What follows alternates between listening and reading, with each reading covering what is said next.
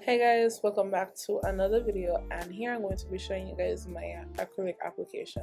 So I've already prepped and dehydrated her nails, and I'm now going to proceed to add my primer, which is the Mia Secret Extra Bond Primer. Guys, I recommend you guys get this or the Young Nails Protein Bond. So you want to make sure that you prime your nails. This is going to act as an adherent layer for the acrylic. Without this, your nails are going to definitely not last. So once we have fully prepped our nails, I'm going to be using the Mia Secret Cover Golden Acrylic. I'm going to be using the SASSI liquid acrylic, which is EMA, not MMA. And I'm also going to be using my size 14 KADS brush, right? I have this habit of first wetting the nail with acrylic. A lot of person says it's good, like it has an extra bond to it. I don't know. I just feel like that's the purpose of the primer, but it's just a habit of me wetting the bed. I have picked up my bead and I'm going to set it in my free edge, right? I'm going to drain off a little bit of that liquid, but what I like to do, I like to give it a little, dab. I like to pat it with the body of the brush, and this is going to facilitate me introducing the acrylic mixture to the plastic nail or the nail enhancement. And by doing this, I'm going to go around and mold the nail because her nails is in almond shape. Almond is a bit more difficult to get a nice smooth application because you have to make sure that everything is well self-leveled as far as the tip, as far as the apex, as far as the cuticle area. Those three areas need to be well properly applied. So this method, the 2B method, works perfect for me.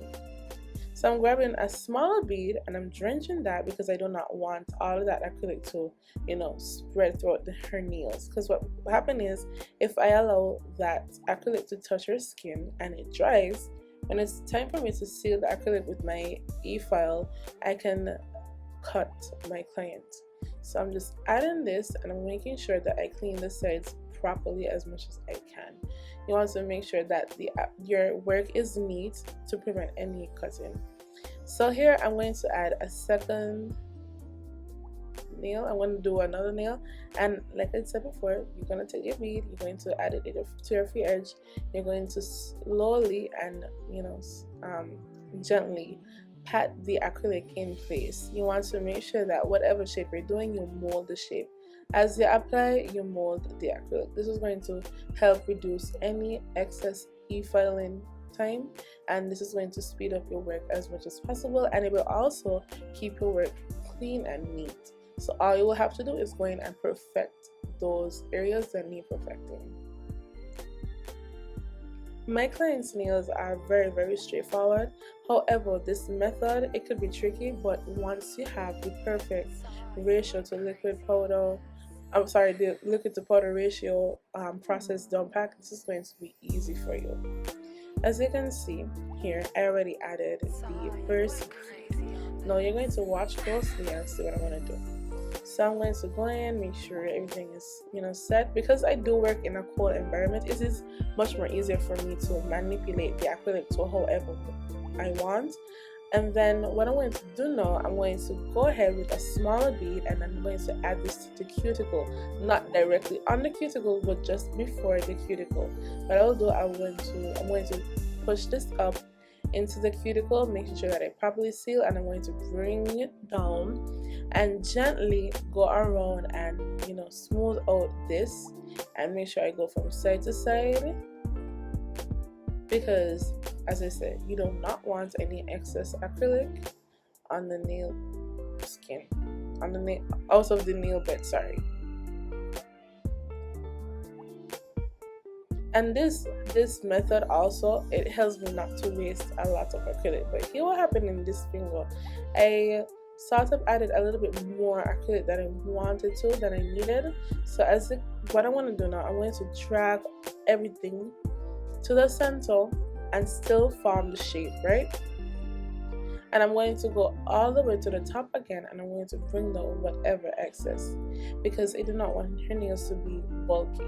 Bulkiness will result in excess filing, and like I said, if you want to work efficient, you need to cut down on some bad habits, which is adding excess acrylic to the nails. There is no absolute need to add excess acrylic, but mistakes happen all the time.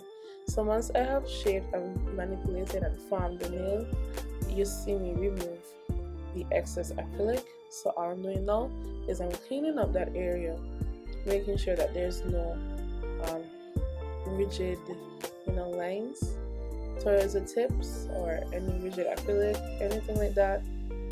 And I'm going to go ahead and add that bead, guys. That is how I do my acrylic application. I hope you guys have picked up something from this, because honestly, it is not really easy to do this all the time.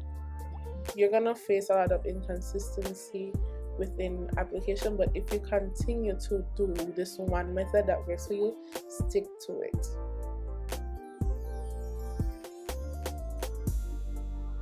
But also, you have to be mindful that nail products are very essential for you to get the perfect application. Only God can.